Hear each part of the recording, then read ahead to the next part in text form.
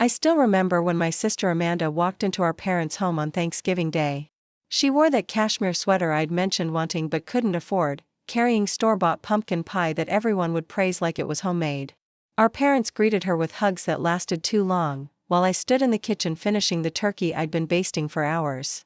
That was the day I realized my parents would always choose her, even when I was the one paying their mortgage. Before we jump back in, tell us where you're tuning in from, and if this story touches you, make sure you're subscribed, because tomorrow, I've saved something extra special for you. The smell of roasting turkey and cinnamon filled my parents' house as I checked the oven timer. 3 more hours until dinner. I'd been cooking since dawn, determined to make this Thanksgiving perfect. My husband, Ethan, was setting the dining table, carefully arranging the good china we'd brought from our apartment. "You think they'll notice we brought our own plates?" he asked, placing a folded napkin beside each setting. "Mom will," I said, wiping my hands on my apron. "She always notices details." That was true of some things, at least. What Eleanor James noticed about her younger daughter was different from what she noticed about me. I was Sophie, the responsible one, the planner, the one who'd been helping with their bills since Dad's construction accident 3 years ago. Amanda was the baby, the dreamer, the one who needed just a little extra help that somehow never ended. The doorbell rang, and I heard my father's heavy footsteps in the hallway. "There she is." His voice boomed with a warmth I hadn't heard when we arrived 2 hours earlier. Through the kitchen doorway, I watched as he embraced Amanda, lifting her slightly off the ground like he used to do when we were kids. Behind her stood her boyfriend, Tyler, whom she'd been dating for all of 4 months. "And Tyler? Good to see you, son," my father said, clapping him on the shoulder. Ethan and I exchanged glances. My husband had been part of the family for 6 years, and Dad still sometimes called him Evan. My mother emerged from the living room, her face lighting up. "Amanda, you look beautiful." She held my sister at arm's length, admiring her outfit. "That sweater is gorgeous. Is it new?" "Just got it," Amanda said, twirling slightly. "Do you like it?" I recognized it immediately, the same caramel-colored cashmere I'd shown Mom online last month, mentioning I was saving up for it. The one Mom had said was a bit extravagant for everyday wear. "It's perfect on you," Mom said, beaming. "And you brought pie? You shouldn't have." "Store-bought," Amanda admitted with a shrug. "You know me in baking. Better than what Sophie would bring," Dad joked. "Remember that Christmas cake?" I gripped the wooden spoon I was holding. One failed dessert from 5 years ago, and it was still family legend. Meanwhile, I'd been cooking this entire meal since 6 a.m. "Sophie's in the kitchen," Mom said, almost as an afterthought. "She's been cooking all morning." Amanda appeared in the doorway, her perfect sweater spotless while my apron was splattered with cranberry sauce and turkey drippings. "Hey, sis." She offered a quick, one-armed hug, careful not to get too close to the mess. "Smells amazing in here." "Thanks," I said, forcing a smile. "How's the new job?" "Oh, I quit last week," she said casually. "The manager was a total nightmare. But I've got a lead on something much better." I nodded, not surprised. This was Amanda's 3rd job this year. Meanwhile, I'd been at the same accounting firm for 8 years, working my way up to senior manager. "Need any help?" she asked, already backing toward the door. "I'm fine," I said, knowing she didn't really want to help anyway. "Go catch up with Mom and Dad." Ethan squeezed my shoulder as Amanda disappeared into the living room, where laughter immediately erupted. "You okay?" he whispered. "Same as always," I replied, returning to the stuffing. The next hour passed in a blur of cooking and listening to the animated conversation from the living room. Stories about Amanda's travels, her brief stint in community college, her plans to maybe start a blog. Each tale met with encouraging words from my parents. "You have such an adventurous spirit," my mother gushed. "I always wished I'd been brave enough to try new things like you do." "You'll find your passion," my father assured her after she mentioned dropping her online classes. "You're young. Plenty of time to figure it all out." I thought about how different their response had been when I'd considered changing majors in college. "Be practical, Sophie," they'd said. "You need something stable." So I'd stayed with accounting, even though I'd dreamed of pursuing art history. Preparing and narrating this story took us a lot of time, so if you are enjoying it, subscribe to our channel, it means a lot to us. Now back to the story. When I finally called everyone to dinner, the table looked perfect: golden turkey, cranberry sauce made from scratch, green bean casserole with the crispy onions Dad loved, sweet potato casserole with the exact ratio of marshmallows to potatoes that Mom preferred. "Wow, Sophie, this looks delicious," Tyler said, the first real compliment I'd received all day. "Thanks," I said, genuinely appreciative. "I used Grandma's recipes." Speaking of Grandma, my father said as we took our seats, "We have some news to share." My mother smiled, reaching for his hand. "We do. It's actually why we wanted everyone together today." Something in their expressions made my stomach tighten. I glanced at Ethan, who looked equally puzzled. "We've decided," my father continued, "to give Grandma's inheritance money to Amanda for a down payment on a house." The words hung in the air. Grandma's inheritance.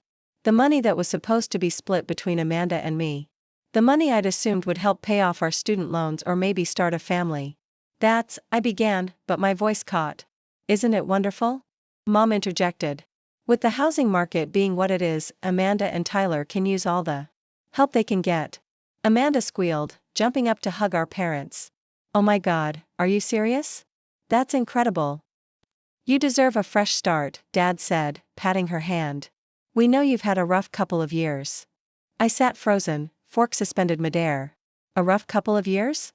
Amanda had bounced between apartments paid for by our parents, taken vacations she couldn't afford, and quit every job that required actual effort. Meanwhile, I'd been sending them $2,300 every month to cover their mortgage since Dad's injury, sometimes pulling from my own savings when work bonuses were delayed. "What about Sophie?" Ethan asked, his voice calm but firm. "Wasn't the inheritance meant to be split?" An uncomfortable silence fell over the table. My mother adjusted her napkin. "Well, Sophie and you are already established. You have your apartment, your jobs. We thought you'd understand," my father added, not quite meeting my eyes. "Your sister needs this more than you do." I felt Ethan's hand on my knee under the table, a gentle pressure urging restraint. I took a deep breath. "Congratulations, Amanda," I managed to say. "That's wonderful news." Relief visibly washed over my parents' faces. They hadn't expected me to make a scene, and I hadn't. I never did. Good, reliable Sophie, always understanding, always accommodating. The conversation moved on to house hunting in neighborhoods, as if the matter was settled. I served the food, passed the gravy, and smiled when appropriate. But inside, something had shifted. A realization that had been building for years finally crystallized. I would always come second. No matter how much I gave, how responsible I was, how much I sacrificed, Amanda would always be the favorite. As we ate the dinner I'd spent all day preparing, I calculated the numbers in my head. Grandma's inheritance was approximately $120,000. Split in half, that would have been $60,000 each, enough to pay off the remainder of our student loans or put a dent in our own mortgage. Now it would all go to Amanda, who had never held a job longer than 8 months and whose boyfriend still lived with 3 roommates at age 32. "The stuffing is a little dry," my mother commented, reaching for her water glass. "Sorry," I said automatically. "I can make a quick gravy to moisten it." "Don't worry about it," she said with a dismissive wave. "It's fine." But it wasn't fine. None of this was fine. After dinner, as Amanda and Tyler scrolled through real estate listings on their phones, showing our parents' houses far above what even the inheritance could reasonably afford, I slipped away to the bathroom. I locked the door and leaned against the sink, finally allowing the tears to come.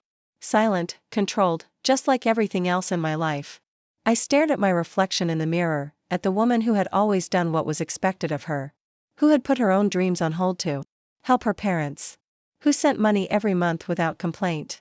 Who cooked Thanksgiving dinner while her sister showed up empty-handed except for a store-bought pie and received all the praise. A text message notification lit up my phone. It was from the bank, a reminder that the automatic transfer for my parents' mortgage payment was scheduled for tomorrow. $2,300, right on schedule, as it had been for the past 3 years. Something inside me hardened. I opened the banking app and, with trembling fingers, canceled the automatic payment. Then I went one step further and removed my parents' mortgage from my saved payees entirely. It felt like breaking free from chains I hadn't fully acknowledged were there. If they had $120,000 to give Amanda, they didn't need my $2,300 a month anymore. When I returned to the dining room, dessert was already being served, Amanda's store-bought pumpkin pie, not the homemade apple pie I'd baked that morning, which still sat untouched in the kitchen. "There you are," my mother said. We started dessert. Amanda's pie looked too good to wait. I smiled tightly. "It looks delicious." "So," my father said, turning to Amanda, "have you thought about what neighborhood you want to live in?" "I really like Oak Ridge," she replied, referencing the most expensive area in our city. "The schools are supposed to be amazing." "Schools?" my mother asked, eyebrows raised. "Is there something else you're not telling us?" Amanda giggled, exchanging glances with Tyler. "No, not yet. But maybe soon. We've been talking about it." My parents beamed at each other, then at Amanda. The perfect family tableau, except for me and Ethan, who might as well have been invisible. "That's wonderful," Mom said, reaching across to squeeze Amanda's hand. "You'll make such a beautiful mother." I thought about the conversation Ethan and I had had just last month, about starting our own family. How we decided to wait another year because of our student loans and the money I was sending my parents. The money they apparently didn't need badly enough to keep from giving away a $120,000 inheritance. "We should probably get going," I said, standing abruptly. "I have an early meeting tomorrow." "But it's Thanksgiving weekend," my father protested half-heartedly.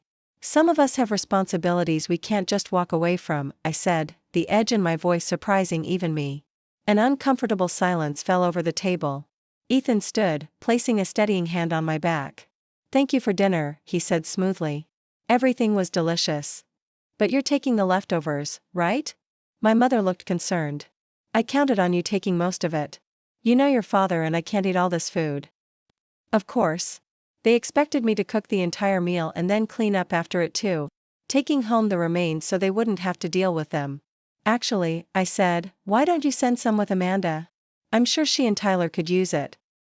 "Oh, we're going to Tyler's parents tomorrow for second Thanksgiving," Amanda said quickly. "We won't have room in our fridge." I looked at my sister, at my parents, at the half-eaten store-bought pie that had taken precedence over my homemade one. "Fine," I said. "I'll pack up the leftovers." As I aggressively wrapped turkey and stuffing in aluminum foil in the kitchen, Ethan joined me. "That was quite a bomb they dropped," he whispered, loading containers into the bag we'd brought. "It's not just the inheritance," I said, my voice low. "It's everything. It's always been everything. I canceled the mortgage payment." Ethan paused, a container of mashed potatoes in his hand. "You what?" "I canceled it. All of it. The automatic transfer, the saved payee, everything." He studied my face. "Are you sure about this? If they can give Amanda $120,000, they can pay their own mortgage," I said firmly. "I'm done." Instead of trying to talk me out of it, Ethan nodded slowly. "Okay. It's your decision, and I support you." That was why I loved him. He understood this wasn't impulsive, it was the culmination of years of imbalance. We said our goodbyes quickly. My mother hugged me and whispered, "The turkey was a little overdone, but everything else was lovely." My father patted my shoulder and said, "Drive safe, kiddo." Amanda barely looked up from her phone, where she was still scrolling through houses she couldn't afford, even with our grandmother's money. As we drove away, leftovers filling the back seat, I felt simultaneously lighter and heavier. I had finally taken a stand, but I knew there would be consequences. "Are you okay?" Ethan asked as we turned onto the highway. I stared out the window. At the darkening sky. "No," I admitted. "But I think I will be." The silence in our apartment that night was heavy, broken only by the occasional sound of Ethan putting away leftovers in the kitchen. I sat on our living room couch, still wearing my Thanksgiving outfit, staring at my phone. The banking app was open, showing the canceled mortgage payment. A small act of rebellion that felt monumental. "Tea?" Ethan appeared with 2 steaming mugs, setting one on the coffee table in front of me. "Thanks," I said, putting my phone down. "I keep expecting them to call." "They will," he said, settling beside me. "Probably tomorrow when they realize the money didn't go through." I nodded, wrapping my hands around the warm mug. The heat against my palms was grounding, a small comfort amid the storm of emotion swirling inside me. "I don't think I've ever seen you that angry," Ethan said carefully. "Not that I blame you." "I wasn't angry," I replied, then reconsidered. "Well, maybe I was. But mostly I just felt invisible. Like I always have." Ethan reached for my hand, his thumb tracing gentle circles on my skin. "Want to talk about it?" And suddenly, I did. All the memories and feelings I'd pushed down for years came rushing to the surface, demanding to be acknowledged. "It's not just about today," I began. "It's about my entire life. About how Amanda has always been the golden child, and I've always been the reliable one who gets taken for granted." I told him about my 16th birthday, when my parents canceled my dinner plans because Amanda, 14 at the time, had a dance recital. How I'd sat in the auditorium watching my sister twirl on stage while the restaurant reservation I'd been looking forward to for weeks went unfilled. "They didn't even reschedule," I said. "Just gave me a card the next morning and said, 'Sorry about dinner, but wasn't your sister amazing?'" I told him about my college graduation, how my parents had been late because Amanda had called with boy troubles that apparently couldn't wait. How they'd missed my name being called, arriving just in time for the reception where they spent most of the time telling relatives about Amanda's summer plans. And when I got my promotion last year, Mom's first question was whether my new salary meant I could send them more for the mortgage. The stories poured out of me, birthdays forgotten, achievements minimized, needs ignored, while Amanda's every whim was catered to, her every failure excused, her every desire prioritized. "Remember when she dropped out of community college? And they bought her a car to cheer her up?" I shook my head. Meanwhile, I worked 2 jobs to pay for my degree. Ethan listened quietly, his presence steady and supportive. This was why I loved him. He didn't try to fix things or offer empty platitudes. He simply witnessed my pain and validated it. "And now they're giving her grandma's entire inheritance," I continued. "Money that was supposed to be for both of us. Money that could have helped us start our family sooner." My voice caught on the last word. Family. The one thing Ethan and I had been putting off because of financial responsibility, specifically, the responsibility I'd taken on for my parents.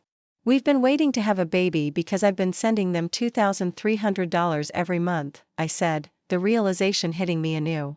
Money they apparently don't need badly enough to keep from giving Amanda a house. "Have you ever talked to them about how you feel?" Ethan asked gently. I laughed, but there was no humor in it. "I tried once. After Amanda's college dropout car. I asked why she always got these grand gestures of support while I got pats on the back for being so responsible." "What did they say?" "Dad said I was being childish.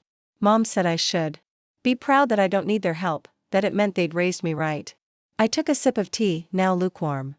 "Then they asked if I could increase the mortgage payment because their property taxes had gone up." Ethan's expression darkened. "That's manipulative." "That's family," I corrected. "At least, that's my family." We sat in silence for a moment, the weight of years of inequity hanging between us. "You know," Ethan said finally, "I've never told you this, but my mother once said something about you that stuck with me." I looked up, curious. "What was that?" "It was after you organized that surprise birthday party for me, the one where you somehow got all my college friends to fly in. She pulled me aside and said, 'That girl loves deeply, but I worry she doesn't know her own worth.'" He squeezed my hand. "I think she saw what I see, someone who gives and gives without expecting anything in return." His words touched something raw inside me. "Maybe that's the problem," I whispered. "Maybe I've made it too easy for them to take me for granted." "It's not your fault they don't appreciate you," Ethan said firmly. "But it is within your power to decide what you'll accept going forward." I nodded, feeling a strange mix of sadness and determination. Starting with the mortgage. That night, I slept fitfully, dreaming of Thanksgiving tables where I was seated farther and farther away, until eventually I was outside the house looking in through a window, watching my family eat without noticing I was gone. I woke early, before Ethan, and checked my phone. No calls or texts from my parents. No acknowledgement of what had happened yesterday. Just the usual Black Friday sale emails cluttering my inbox. For a moment, doubt crept in. Had I overreacted? Was I being petty by canceling the mortgage payment? But then I remembered my mother's dismissive comment about the stuffing. My father's enthusiastic greeting for Tyler compared to his perfunctory hello to Ethan. The casual way they'd announced giving away money that should have been partly mine. No, I hadn't overreacted. If anything, my reaction was long overdue. I slipped out of bed and made coffee, carrying my mug to the small balcony of our apartment. The morning air was crisp, the sky just beginning to brighten. From our 12th floor unit, I could see the city waking up, early joggers, delivery trucks, lights coming on in windows. All these separate lives, separate families, separate stories. I wondered how many other eldest daughters were out there, carrying burdens no one acknowledged, giving without receiving, loving without proper recognition. My phone buzzed on the table beside me. An email notification. From my mother. Subject: Thanksgiving leftovers. I opened it, heart quickening. Sophie, I hope you enjoyed Thanksgiving. Just checking if you remembered to take the green bean casserole dish home with you. It's my favorite, and I don't see it in the cabinet. Let me know. Love, Mom. No mention of the inheritance. No acknowledgement of the bombshell they dropped. Just concern about a casserole dish. I put the phone down without responding. The casual dismissal of yesterday's events felt like a slap. Did they think we could just move on as if nothing had happened?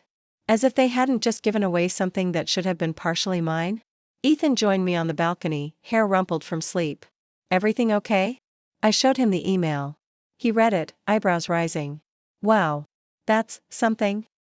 It's classic, I said.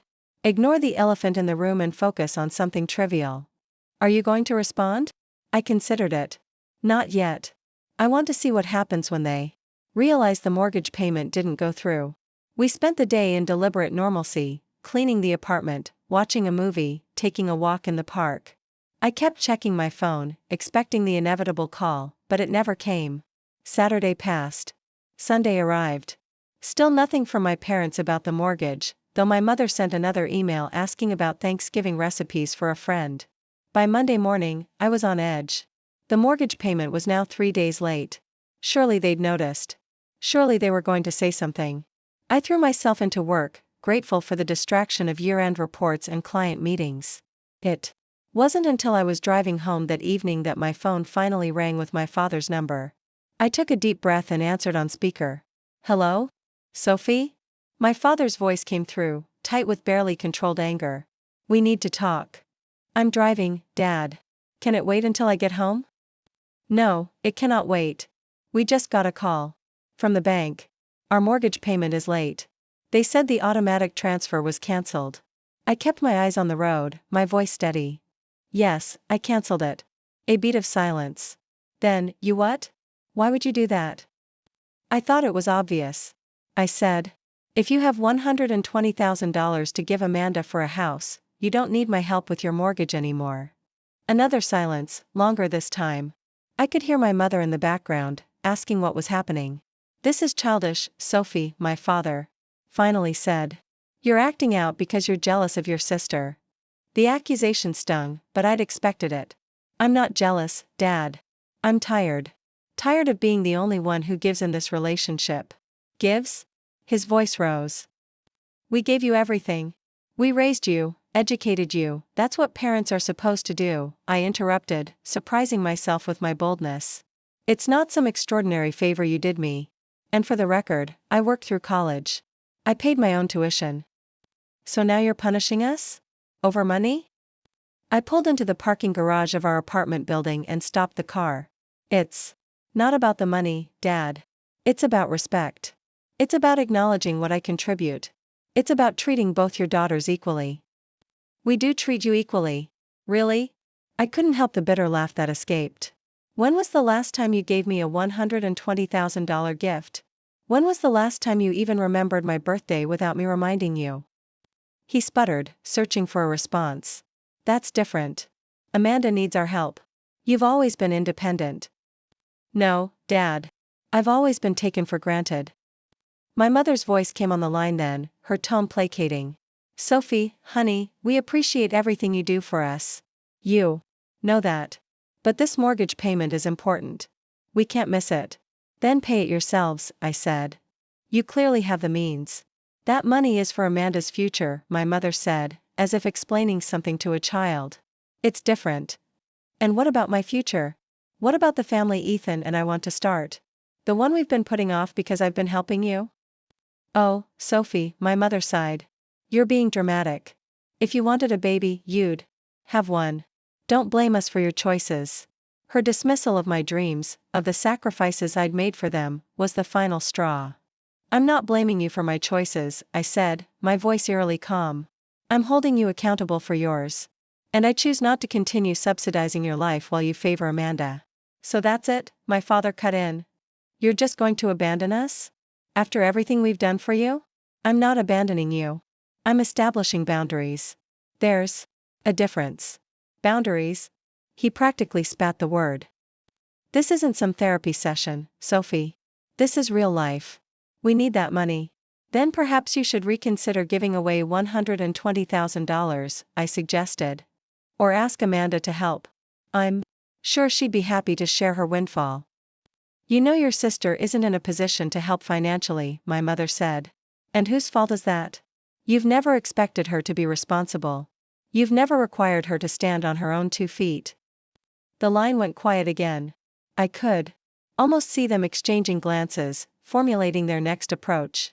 We're disappointed in you, Sophie, my father finally said, his voice heavy with judgment.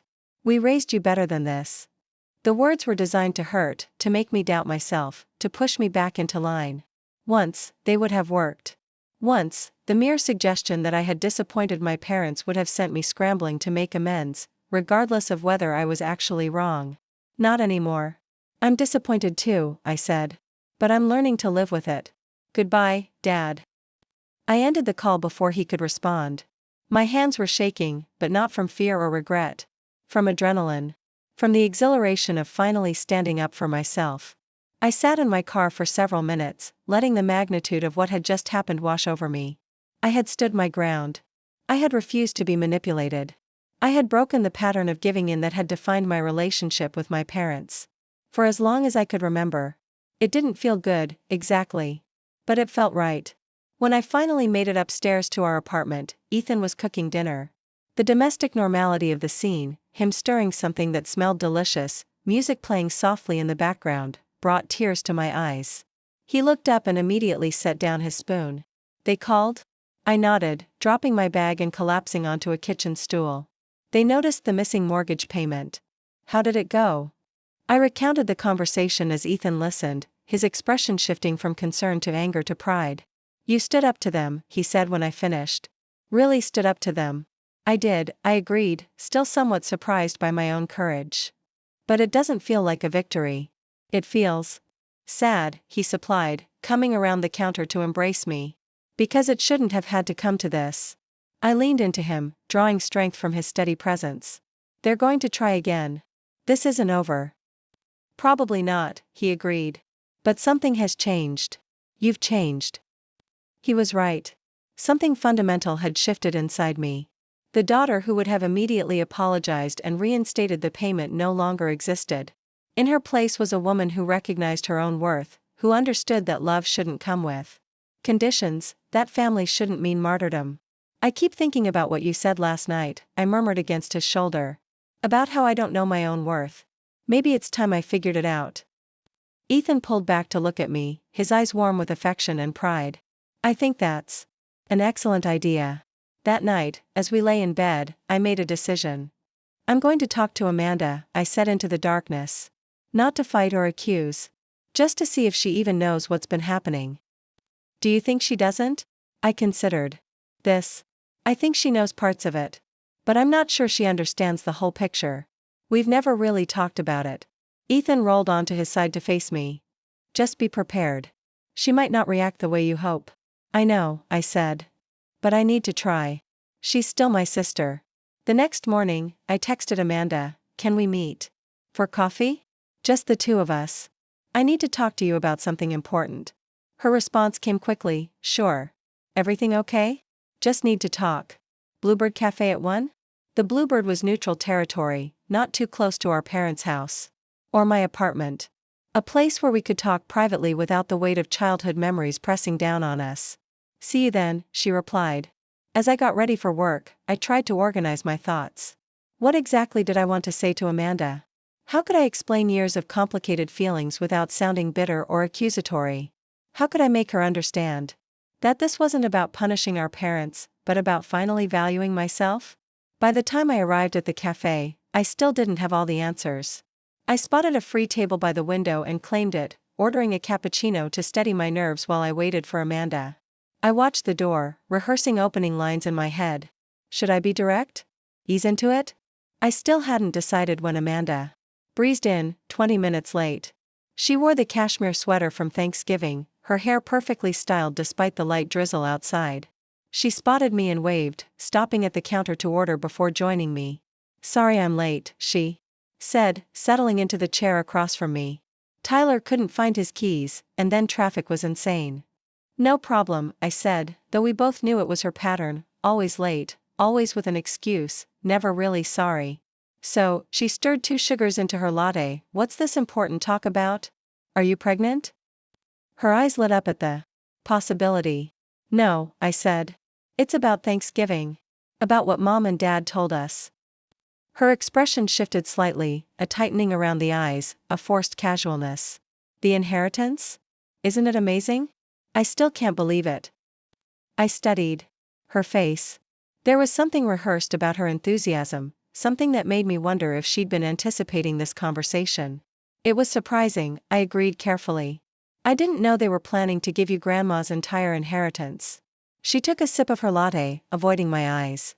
"Well, they know I need it more than you do. You and Ethan are so together."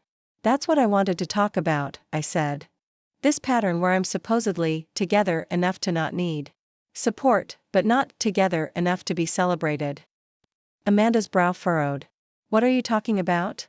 "I'm talking about how Mom and Dad have always treated us differently. How they've always given you more attention, more praise, more financial support, while expecting me to be the responsible one who helps them." She laughed, but it sounded forced. "Oh, come on. They don't play favorites." "Amanda," I said gently, "they gave you Grandma's entire inheritance when it was supposed to be split between us. How is that? Not favoritism?" "That's different," she said, echoing our father's words so perfectly it was clear where she'd gotten them. "I need it more. You're established." "I'm established because I worked for it," I pointed out. "And part of being established means I've been paying their mortgage for 3 years." Her coffee cup froze halfway to her lips. "What?" The surprise in her face seemed genuine. "You didn't know?" She slowly set her cup down. "Know what?" "That I've been sending Mom and Dad $2,300 every month since Dad's accident. That I'm the reason they haven't lost the house." Amanda stared at me, her expression cycling through confusion, disbelief, and something that looked like guilt. "No," she said finally. "They never told me that." "Well, now you know," I said. "And now you might understand why I was upset when they announced they're giving you $120,000 without even discussing it with me." She was quiet for a moment, tracing the rim of her cup with one manicured finger. "I didn't know," she repeated. "But why didn't you ever say anything? Would it have mattered?" I asked. "Would you have turned down the car they bought? You when you dropped out of college? The vacations they funded? The rent they've been covering?" Her cheeks flushed. "That's not fair. I didn't ask them to do those things." "Didn't you?" I tilted my head. "Every time you quit a job without having another one lined up. Every time you signed a lease you couldn't afford.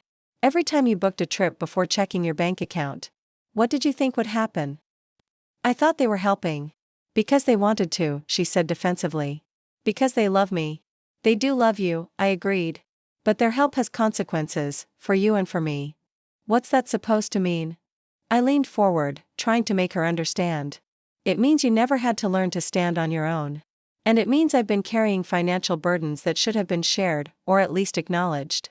She shifted uncomfortably. "So, what? You're jealous that they help me? You want them to stop?"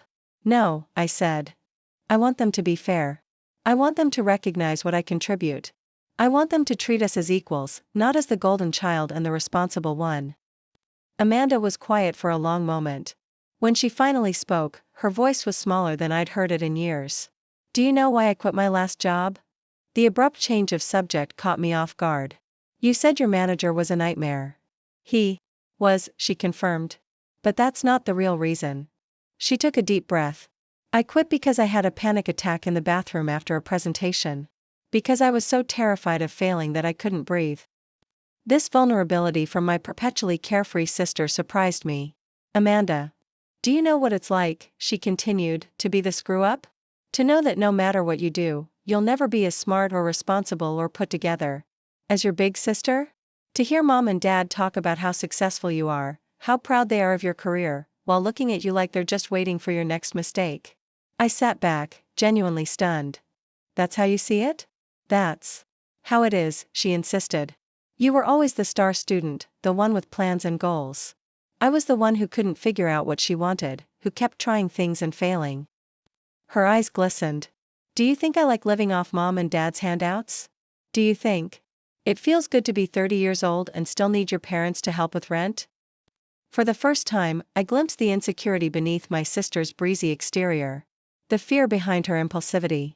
The shame beneath her apparent entitlement. I had no idea you felt that way, I said honestly. Because we don't talk about real things, she said. We talk about Thanksgiving recipes and Netflix shows. We don't talk about how you resent me, or how I'm terrified of never measuring up to you. The raw honesty between us felt new and fragile. A door opening that had been closed for decades. I don't resent you, I said carefully. I resent the situation. I resent that mom and dad created this dynamic where you get all the support and I get all the responsibility. She nodded slowly. And I resent that they compare me to you all the time. That nothing I do is ever enough because it's not what Sophie would do.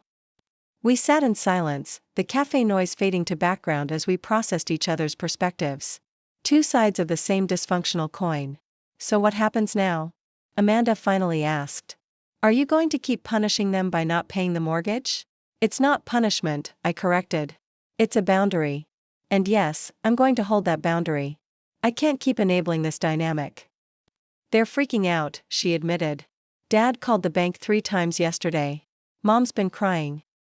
They'll figure it out, I said, more confidently than I felt. They have options. They could take some of the inheritance back. They could downsize. They could get part-time jobs. Amanda bit her lip. They'll blame me. They'll say it's because of my house. That's not your fault, I said firmly. That's their choice. You didn't ask for the inheritance, did you?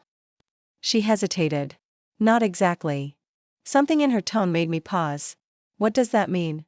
She fidgeted with her napkin. I might have mentioned to Mom how Tyler and I were struggling to save for a down payment.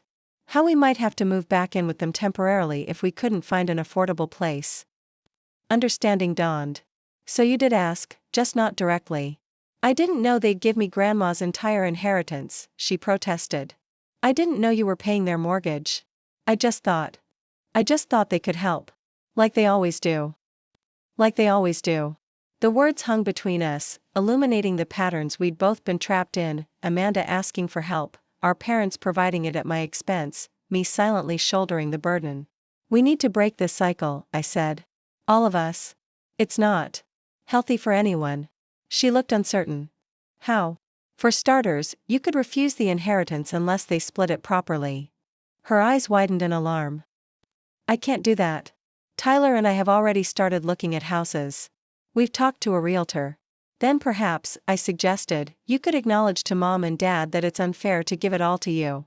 You could advocate for me, for once. She flinched at. For once, but didn't deny it. And if I do? If I tell them they should split it with you? Then we start rebuilding our relationship as sisters, I said. As equals. Not as the responsible one and the favorite. Amanda was quiet for a long moment, turning her empty cup in circles on the table. I don't know if I can do that, she finally admitted. Stand up to them, I mean. I've never had to. The honesty in her admission struck me. Of course she hadn't. She'd never needed to push back against our parents because she'd always gotten what she wanted. It's hard the first time, I said. But it gets easier. And it feels freeing. Is that how you felt? When you canceled the mortgage payment? I considered this. Terrified at first. Then powerful. Then sad that it had to come to that. But mostly, relieved. Like I could finally breathe. She nodded slowly, absorbing this. I'll think about it. About talking to them. I can't promise anything, but I'll think about it. It wasn't a commitment, but it was more than I'd expected. A small opening, a crack in the facade of our family dynamics. That's all I ask, I said. As we prepared to leave, Amanda hesitated. Sophie? For what it's worth, I am sorry. Something in between. Something with potential to grow. As I walked to my car, my phone buzzed with a text from Ethan. How did it go? I typed back, better than expected. Worse than hoped. But real. We had a real conversation. His response came. Quickly, That's a start. A start. That felt right. Not a resolution, but a beginning. I drove home through the afternoon traffic, my mind replaying the conversation with Amanda. Her perspective had surprised me, the insecurity, the fear of not measuring up, the shame beneath the carefree exterior. It didn't excuse our parents' favoritism or her accepting it, but it added dimension to a situation I'd viewed too simplistically. When I arrived home, Ethan was already there, sitting at our small dining table with an unexpected spread, a bottle of champagne, 2 glasses, and a folder. "What's all this?" I asked, setting down my bag. He stood, smiling. "Good news. The best news, actually." He handed me the folder. "Open it." Inside was a letter from his company. I scanned it quickly, then looked up in shock. "A promotion? To creative director? Ethan, that's amazing." His smile widened. "With a 40% salary increase." The significance of this hit me immediately. With Ethan's promotion, we could afford to start our family without my parents' mortgage payment hanging over us. We could move forward with our lives on our own terms. "When did you find out?" I asked, embracing him tightly. "They called this morning. I wanted to tell you in person." He pulled back to look at me. "This changes things, Sophie. We don't have to wait anymore." Tears pricked my eyes, happy tears, relieved tears. "No, we don't." As we celebrated that evening, I felt a strange mix of emotions. Joy for Ethan's success and what it meant for our future. Pride in myself for finally standing up to my parents. Sadness for the years of inequality and resentment. Hope that my conversation with Amanda might lead to change. But mostly, I felt something I hadn't experienced in a long time when it came to my family: peace. Not because everything was resolved, it wasn't. Not because I expected my parents to suddenly treat us equally, I didn't. But because I had finally acknowledged my own worth and set boundaries accordingly. I slept deeply that night, without the dreams of exclusion that had plagued me since Thanksgiving. When morning came, I woke with a clarity I hadn't felt in years. Over breakfast, Ethan and I talked about practical next steps, looking into fertility treatments we'd been postponing, researching bigger apartments, adjusting our budget without the mortgage payment to my parents. "We should celebrate properly," Ethan suggested. "Your stand with your parents, my promotion. A fresh start." "What did you have in mind?" I asked. "Dinner at Marigold? We've been saving it for a special occasion." Marigold was the most exclusive restaurant in the city, a place we'd talked about going for years but had always deemed too expensive. "Let's do it," I agreed. "Saturday night?" He grinned. "I'll make the reservation." As I drove to work, I felt lighter than I had in months. Whatever happened with my parents, with Amanda, with the inheritance, I had reclaimed my power in the situation. I had valued myself enough to say no more. My phone rang as I pulled into the office parking lot. Amanda's name flashed on the screen. I answered, curious but cautious. "Sophie?" Her voice sounded tight, controlled. "I talked to Mom and Dad last night." I took a deep breath. "And? It didn't go well." The strain in her voice was evident. "I tried to tell them that the inheritance should be split fairly. That you deserved half, like Grandma intended." "What did they say?" She laughed bitterly. "Dad said I was being manipulated by you. Mom cried and asked why I was turning against them. They said if I didn't want the money, they'd find someone who did, but they weren't giving you a cent after what you did." My heart sank, not for the money, but for the vindictiveness of their response. "I'm sorry, Amanda. I didn't mean to put you in the middle." "No, I needed to be in the middle," she said, surprising me. "I needed to see them clearly. And I did." She paused. "They also said they're cutting me off. No more help with rent. No more bailing me out when I'm short on bills." "Because you stood up for me?" I was genuinely shocked by the pettiness. "Because I questioned them," she corrected. "Because for once, I didn't just say, thank you, and go along with whatever they wanted." The realization that our parents' love and support were conditional, not just for me, but for Amanda too, was both heartbreaking and validating. "What are you going to do?" I asked. She was quiet for a moment. "I don't know. Tyler and I need to figure things out. The inheritance is still coming, they can't take that back without a legal mess, but without their monthly help. You'll need to budget," I finished for her. "To live within your means.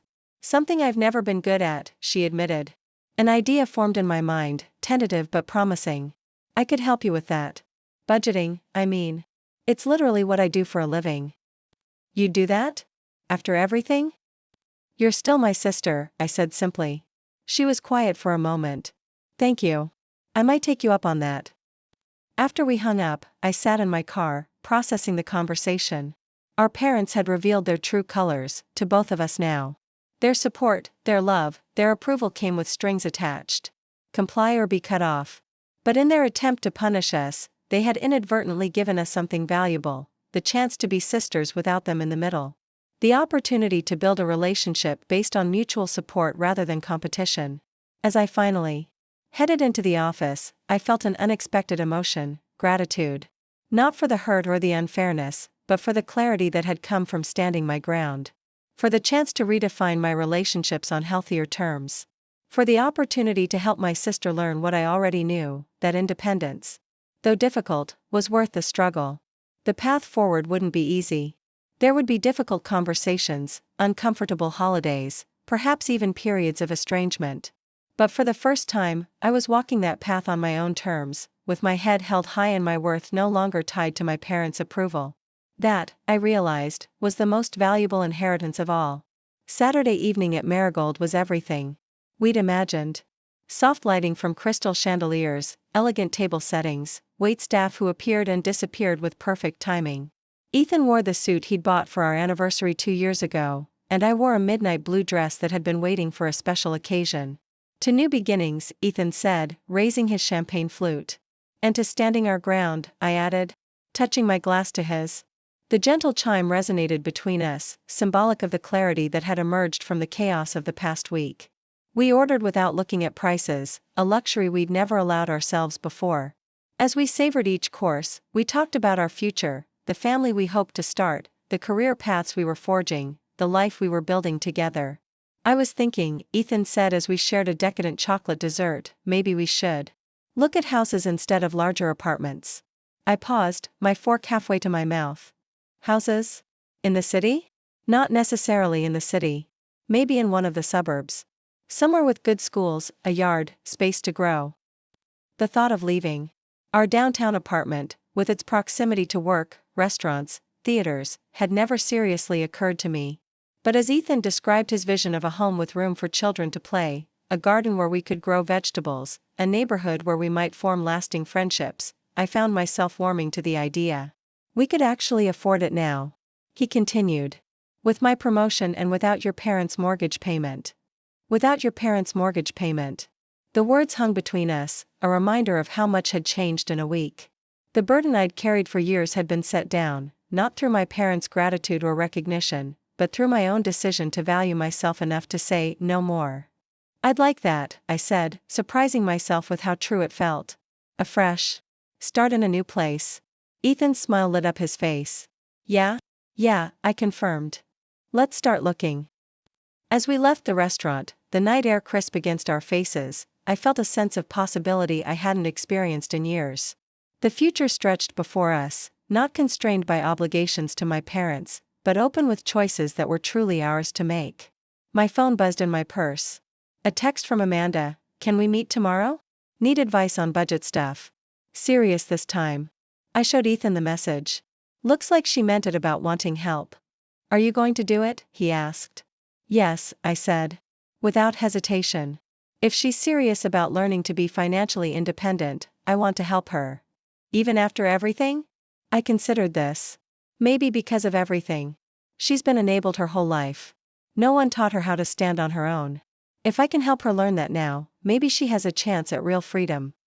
Ethan squeezed my hand. You're a better person than most. Not better, I corrected. Just learning where to direct my energy.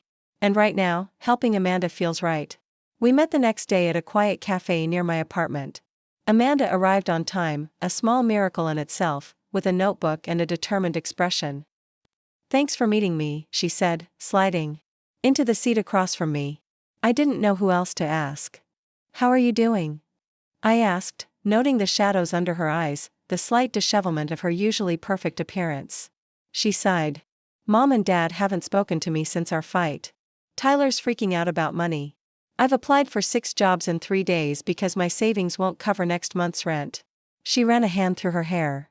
It's like I've been living in this bubble, and suddenly it popped. That's actually a good analogy, I said. The bubble wasn't real, Amanda. It was created by mom and dad's enabling, and it wasn't doing you any favors. I'm starting to see that, she admitted. But it doesn't make the landing any less painful. No, it doesn't, I agreed. But the pain is temporary. The freedom that comes after is worth it. She looked at me with new respect. Is that how you felt? When you started paying your own way? Eventually, I said honestly. At first, I just felt overwhelmed. Scared. But then I realized I could make my own decisions without seeking anyone's approval. I could choose my own path. There's power in that. She nodded slowly. I want that. I really do. I'm just not sure where to start. For the next 2 hours, we talked about practical financial strategies, creating a realistic budget, cutting unnecessary expenses, prioritizing needs over wants. I showed her how to track her spending, how to build an emergency fund, how to negotiate with creditors if needed. But more importantly, we talked about the emotional aspects of financial independence, the fear of failure, the temptation to fall back on old patterns, the identity shift that comes with standing on your own. The hardest part for me, I told her, was learning to say no to myself. To recognize the difference between what I wanted and what I needed. That's definitely not my strong suit, she said with a self-deprecating laugh. I see something I want, and I just get it. Deal with the consequences later. That's the bubble mentality, I pointed out. There were never real consequences because mom and dad always bailed you out. She winced but didn't disagree. How do I change that mindset? Practice, I said simply. Practice saying no to yourself. Practice delayed gratification. Practice prioritizing long-term stability over short-term pleasure. She wrote this down in her notebook, her expression serious. I'm going to try. Really try this time. I believe you, I said, and realized I meant it. There was a determination in her I'd never seen before, a willingness to face reality that had been missing in all her previous, fresh starts. As we were preparing to leave, Amanda hesitated. There's something else I wanted to talk about. The inheritance. I tensed slightly. What about it? I've been thinking about what you said. About how it should have been split equally. She took a deep breath. You're right. It should have been. And even though mom and dad are going ahead with giving it all to me, I want you to know that when it comes through, I'm going to transfer half to you. I stared at her, genuinely shocked. Amanda. It's the right thing to do, she said. Firmly. It's what Grandma would have wanted. And frankly, it's the least I can do after benefiting from their favoritism for so long. The gesture, unexpected, unforced, moved me deeply. Not because of the money itself, but because it represented something I'd never received from my sister before, acknowledgement. Recognition of the inequality that had shaped our relationship. A genuine attempt to make amends. Thank you, I said simply. That means a lot. We hugged goodbye, a real hug this time, not the perfunctory embrace of strangers or the awkward side hug of uncomfortable siblings, but the warm hold of two women beginning to understand each other. As I watched her walk away, I felt a glimmer of hope for our relationship. Not that we would suddenly become best friends or that the years of resentment would magically disappear, but that we might forge something new, a relationship based on mutual respect rather than competition, on equality rather than favoritism. The weeks that followed brought significant changes for both of us. Ethan and I began house hunting in earnest, spending weekends touring properties in family-friendly suburbs. Amanda found a job as an administrative assistant at a marketing firm, not her dream position, but a steady paycheck with benefits and potential for growth. My parents remained conspicuously silent. No calls, no texts, no emails asking about holiday plans or family gatherings. Their absence created both relief and sadness, relief from the constant pressure to please, sadness for what our relationship could have been if only they'd been willing to see me as I was, not as they needed me to be. 3 weeks after our Thanksgiving confrontation, I received a formal-looking envelope in the mail. Inside was a check for $2,300 and a typewritten note, final mortgage payment refunded. Please remove your name from all property documents. No signature. No acknowledgement of the years I'd supported them. Just a business-like severing of financial ties. I showed the note to Ethan that evening.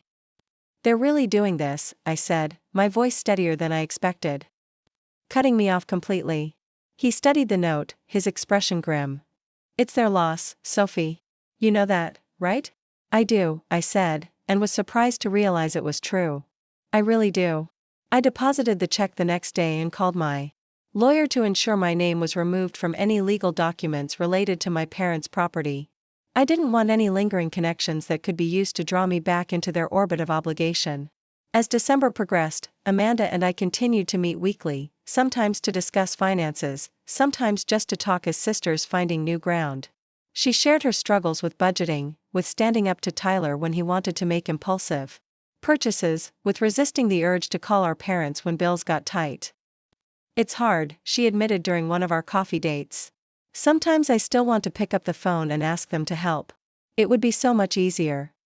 "Easier in the moment," I agreed. "But at what cost?" She nodded thoughtfully. "My self-respect. My independence. My freedom to make my own choices without their judgment hanging over me." I smiled, recognizing my own words reflected back to me. "Exactly. Have you heard from them at all?" she asked. "Just a check refunding my last mortgage payment," I said. "With instructions to remove my name from their property documents." "You?" "Mom texts occasionally. Surface stuff. Weather, TV shows she's watching. Nothing real." She sighed. "Dad hasn't reached out at all. Are you okay with that?" She considered this. "I miss the idea of them," she said finally. "The parents I thought I had. But the actual relationship? The constant approval seeking, the fear of disappointing them, the knowledge that their support could be withdrawn if I stepped out of line? I don't miss that at all." Her insight surprised and impressed me. In some ways, Amanda was adapting to our new reality more quickly than I was, perhaps because she'd never had to be as self-sufficient before.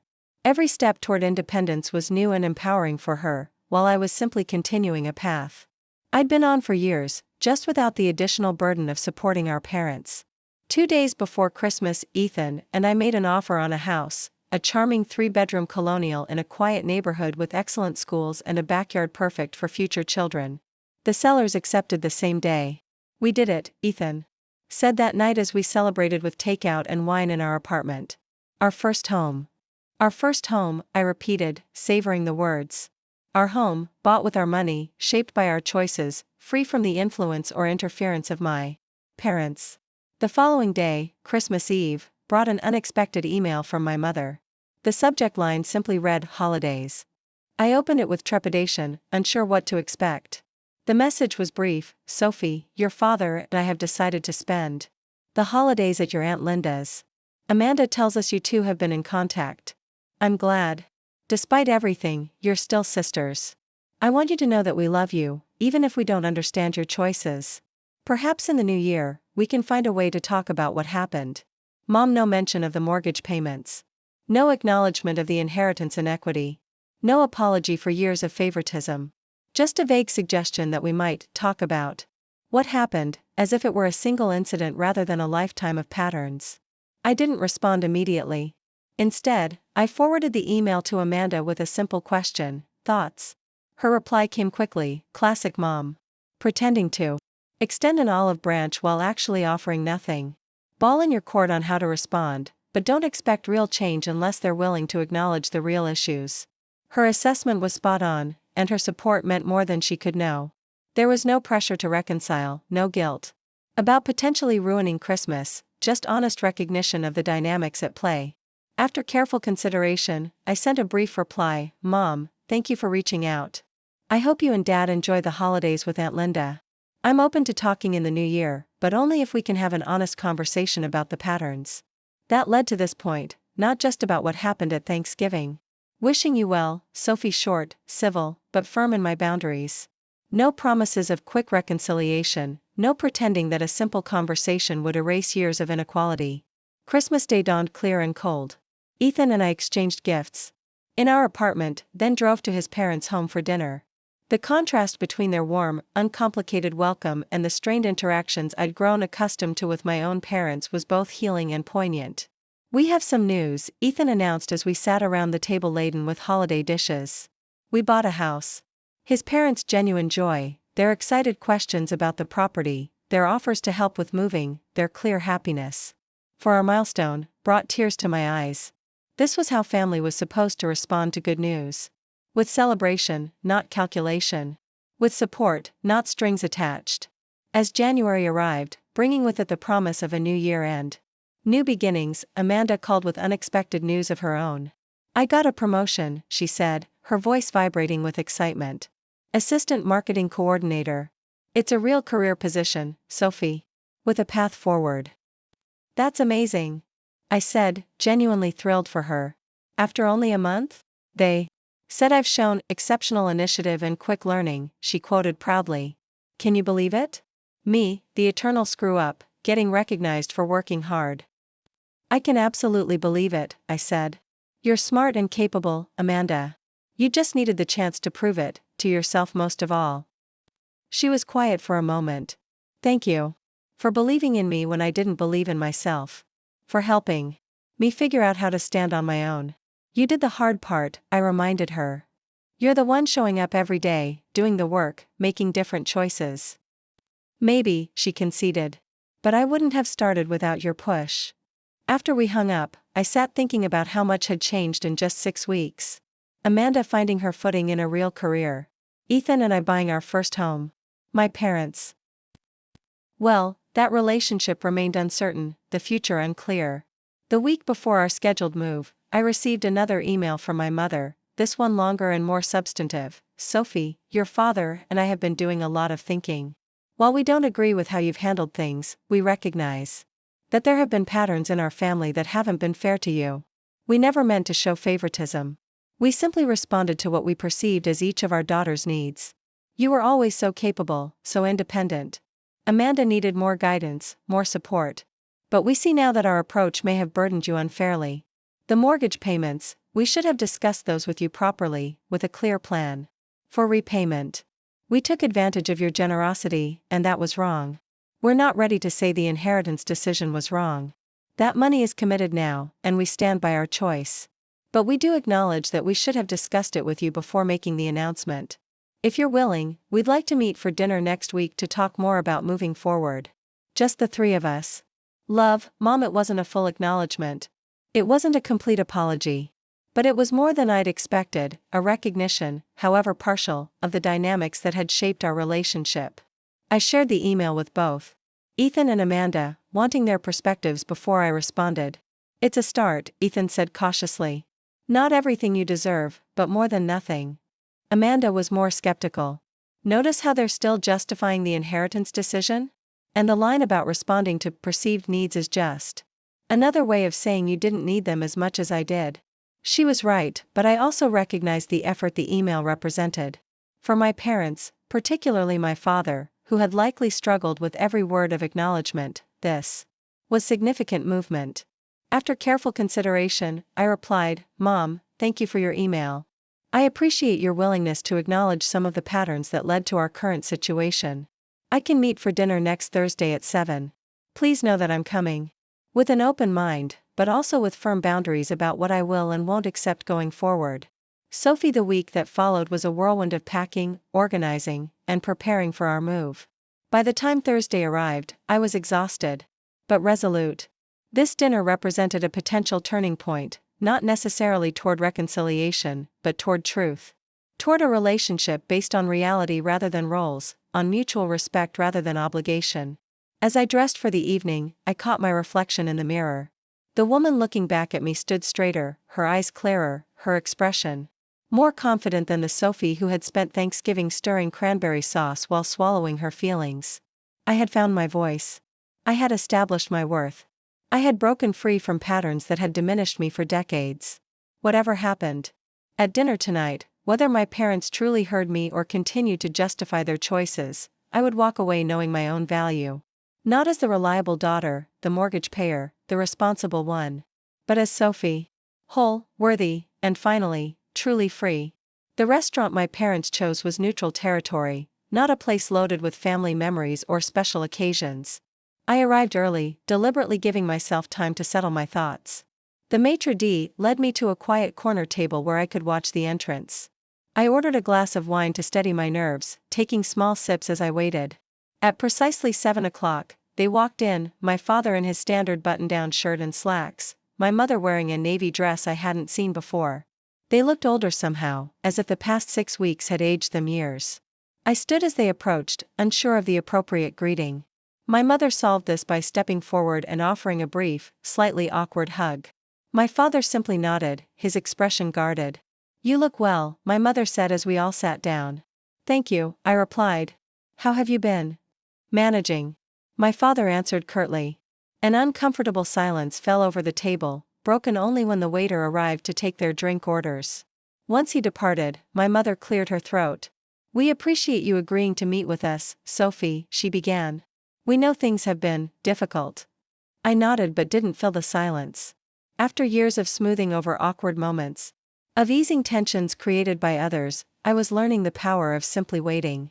My father shifted in his chair. "Your mother and I have been doing a lot of thinking since Thanksgiving." "And talking," my mother added. "We've had many conversations about what happened. About our family dynamics." I took another sip of wine. "I'm glad to hear that." "We made mistakes," my father admitted, the words clearly difficult for him. "We didn't see how our efforts to help Amanda might have appeared unfair to you." Might have appeared unfair. Not were unfair. The careful phrasing wasn't lost on me. "It wasn't about appearance," I said calmly. "It was about reality. About practical impact. About the financial burden I carried while watching Amanda receive gifts and support I never did." My father's jaw tightened, but my mother placed a hand on his arm, a silent signal to listen rather than react. "You're right," she acknowledged. "The impact was real, regardless of our intentions. We asked too much of you, especially with the mortgage payments." It was a concession, albeit a limited one. More than I'd expected but less than I deserved. "Why did you never tell Amanda I was paying your mortgage?" I asked directly. They exchanged glances. "We didn't want her to feel guilty," my mother admitted. "She was already struggling with her own financial issues. So instead, you let me struggle in silence," I pointed out. "You protected her feelings at the expense of mine." My father leaned forward. "You never said you were struggling. You always seemed capable, on top of things." "Did you ever ask?" I countered. "Did you ever wonder what I was sacrificing? To send you $2,300 every month? Whether I was putting off my own dreams to support yours?" He sat back, momentarily speechless. It was clear this perspective had never occurred to him. "We should have asked," my mother said softly. "We should have considered the full impact on your life." The waiter returned to take our orders. I chose the first item that caught my eye, barely registering what it was. Food was the last thing on my mind. Once we were alone again, my father cleared his throat. "About the inheritance," he began. "We stand by our decision to help Amanda with a house. She needs it more than you do." And there it was, the core issue, still unresolved. The persistent belief that Amanda's needs automatically trumped mine, regardless of the circumstances. "It wasn't your decision to make," I said evenly. "That money was Grandma's. She left it to both of us, not just to Amanda." "Your grandmother understood family needs," my father insisted. "She would have wanted us to distribute it where it would do the most good." "You don't know that," I challenged. "And even if you did, you should have discussed it with me before announcing it at Thanksgiving dinner. That was disrespectful and hurtful." My mother intervened before my father could respond. "You're right. The announcement should have been handled differently. We should have spoken to you privately first." It was another small concession, focusing on the method rather than the substance of their decision. Still, it was something. "I want to be clear about something," I said, meeting each of their gazes in turn. "This isn't about the money itself. This is about respect. About recognition. About being valued equally as your daughter." "We do value you," my mother insisted. "We've always been proud of you, Sophie." "Proud of what I could do for you," I clarified. "Proud of how I could solve problems, take on responsibilities, make your lives easier. But that's not the same as valuing me for who I am." My father's expression softened slightly. "We never meant to make you feel that way." "Intent doesn't change impact," I said, echoing the phrase Amanda had used during one of our recent conversations. "And the impact was that I felt like an afterthought in my own family. Like my worth was tied to my usefulness." Our food arrived, creating a temporary pause in the conversation. We ate in silence for a few minutes, the weight of decades of unspoken truths hanging over the table. Finally, my mother set down her fork. We'd like to move forward, Sophie. To rebuild our relationship. On better terms. What would that look like to you? It was a fair question, one I'd been considering since receiving their email. It would look like equality, I said simply. Like Amanda and I being treated as equally valuable, equally worthy of support, equally deserving of celebration. Amanda has different needs, my father started, but I held up my hand. Different needs don't justify different worth, I said firmly. You can respond to our individual situations without elevating one of us above the other. He nodded slowly, processing this distinction. It would also look like respect for my boundaries, I continued. Understanding that I get to decide what I can give, financially, emotionally, practically, without guilt or manipulation. And what about the mortgage? My father asked. Are you saying you won't help us at all anymore? I took a deep breath, steeling myself against the familiar pull of obligation. I'm saying that any financial support would be on my terms, in amounts I decide, with clear agreements about duration and purpose. Not open-ended commitments that drain my resources and delay my own goals. My mother looked troubled. We've had to make some difficult adjustments since you stopped the payments. Your father's taken on part-time consulting work. I'm selling crafts online. For a moment, guilt tugged at me, the old, conditioned response to their need. But then I remembered Ethan's promotion, our new house, the family we hoped to start. The future we deserved to build without the weight of my parents' financial dependence. I'm sorry it's been difficult, I said sincerely. But I'm not sorry I set that boundary. You found solutions, just as I knew you would. We're not as young as we used to be, my father reminded me, a note of reproach in his voice. I understand that, I acknowledged. And I'm open to discussing ways I might help in the future, reasonable ways that don't compromise my own financial security. But that would be part of a larger conversation about family dynamics, about how we all support each other. They exchanged glances again, a silent communication I couldn't decipher. We want you in our lives, Sophie, my mother said finally. We've missed you. The admission touched me more than I expected. Despite everything, they were still my parents. The complicated love I felt for them hadn't disappeared, even as I'd established firmer boundaries. I want that too, I admitted. But on healthier terms. With mutual respect, not just expectations. And what about Amanda? My father asked. She tells us you two have been spending time together. I nodded. We're building a different kind of relationship. One based on equality and support, not competition. She mentioned you've been helping her with budgeting, my mother said, a note of surprise in her voice. I have, I confirmed. She's making real changes, taking responsibility for her finances, developing actual career goals. She got a promotion, my father noted, pride evident in his tone. She did, I agreed. She earned it through hard work and dedication. Through standing on her own feet rather than leaning on you. He considered this, his expression thoughtful. You think our help was holding her back?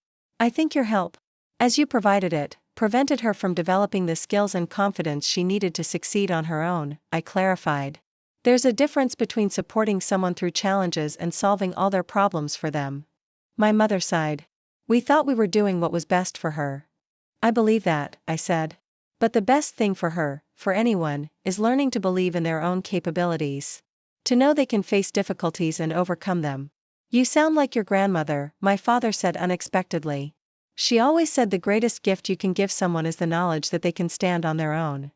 The comparison to my grandmother, a woman of remarkable strength and wisdom, warmed me. She was right. The conversation flowed more easily after that, touching on lighter topics: Ethan's promotion, our new house, my parents' various adjustments to their new financial reality. Not everything was resolved, not all wounds were healed, but we were talking. Really talking, perhaps for the first time in years. As we prepared to leave, my mother touched my arm. We'd like to come see your new house, once you're settled. If that would be all right. I'd like that, I said, meaning it. Maybe in a few weeks, when we've unpacked the essentials. My father nodded. We could bring a housewarming gift. Your presence would be gift enough, I replied, the words genuine rather than obligatory. As we parted outside the restaurant, the goodbye was neither overly emotional nor coldly distant, just a quiet acknowledgement that while much remained to be addressed, a door had been opened. A possibility for something different, something healthier, something more authentic. Driving home, I called Amanda to share the details of the dinner. They actually listened, I told her, still somewhat surprised. Not perfectly, not completely. But they heard some of what I was saying. That's huge, she responded. Especially for Dad. They mentioned your promotion, I said. Dad sounded proud. He called me yesterday, she admitted. First time since our fight. Said he'd been thinking about what I said, about how they'd never expected me to stand on my own. And he apologized. Sort of. In his own way. She laughed softly. Said maybe they'd done me a disservice by always solving my problems. That's practically an epiphany coming from him. I smiled, recognizing the truth in her assessment. Small steps. Small steps, she agreed. But in the right direction. The following weekend brought the chaos of moving day, friends helping load boxes, Ethan's parents bringing lunch for everyone, the exhausting but exhilarating process of turning a house into our home. By Sunday evening, we had established the essentials: bed assembled, kitchen functional, living room arranged enough for basic comfort. Sitting on our new couch, surrounded by half-unpacked boxes, I felt a profound sense of accomplishment. Not just for the move itself, but for the journey that had brought us here. What are you thinking about? Ethan asked, passing me a glass of wine. Everything that's changed since Thanksgiving, I said, accepting the glass. How different life looks now. Better different, he asked, settling beside me. Infinitely better, I confirmed. It's like I was carrying this weight for so long I'd stopped noticing it. And now that it's gone, I feel lighter. Freer. He nodded, understanding. You're different too, you know. The way you carry yourself. The way you speak. You're more present. Present, I repeated, considering the word. That feels right. Like I'm finally fully inhabiting my own life, not just reacting to others' expectations. We sat in comfortable silence, sipping our wine, surveying the beautiful chaos of our new beginning. In the fading light, I could see glimpses of our future: family gatherings in the dining room, children playing in the backyard, quiet evenings just like this one but stretching out for decades to come. 3 weeks later, my parents visited. As promised. They arrived with a potted plant for the kitchen window and an envelope I initially assumed contained a check, the kind of financial gift that had always come with unspoken expectations. Instead, inside was a letter of apology. A real one this time, acknowledging specific ways they had favored Amanda, specific instances where they had taken my support for granted, specific promises to do better going forward. It wasn't perfect. Some old justifications remained, some subtle deflections of responsibility. But it was sincere. It was effort. It was more than I had ever expected to receive. Thank you, I said simply, hugging them both. This means a lot. The visit wasn't without its awkward moments: my father's comment about how we could have afforded a nicer neighborhood, my mother's unsolicited advice about paint colors. Old habits died hard. But there was also genuine interest in our lives, genuine effort to connect without the familiar patterns of obligation and expectation. As winter melted into spring, new routines established themselves. Monthly dinners with my parents, alternating between our house and restaurants. Weekly coffee with Amanda, sometimes focused on financial coaching, sometimes just sisterly conversation. Regular video calls with Ethan's family, who were eagerly awaiting news of a grandchild. And then, on a bright April morning, that news arrived in the form of 2 pink lines on a pregnancy test. After years of waiting, of prioritizing others' needs above our own, Ethan and I were finally starting the family we dreamed of. We told his parents first, their unrestrained joy confirming what I already knew about healthy family relationships. We told Amanda next, her genuine excitement and immediate offer to be the cool aunt warming my heart. Telling my parents was more complicated. Not because I feared their reaction, but because I wanted to protect this joy from old patterns. I didn't want my pregnancy to become another opportunity for comparison, for subtle favoritism if Amanda announced similar news in the future. So when we invited them over for dinner to share our announcement, I added something unexpected. We're pregnant, I said, after Ethan had shared the basic news and my parents had offered their congratulations. And I want to talk about what that means for our family dynamic going forward. Their expressions registered surprise, but they nodded for me to continue. This child, and any others we might have, will not be part of the same patterns that shaped my relationship with Amanda, I said firmly. No comparisons. No favorites. No using one grandchild to make another feel less valued. My mother looked stricken. Sophie, we would never, not intentionally, I acknowledged. But these patterns run deep. So I'm naming it now, before our child is even born. I'm establishing this boundary early and clearly. My father, to my surprise, was the first to nod in agreement. Fair enough, he said quietly. We've learned some hard lessons this past year. We don't want to repeat the same mistakes with the next generation. We want to be good grandparents, my mother added. The kind that support without overstepping, that love without conditions. Up next, you've got 2 more standout stories. Right on your screen. If this one hit the mark, you won't want to pass these up. Just click and check them out. And don't forget to subscribe and turn on the notification bell, so you don't miss any upload from us.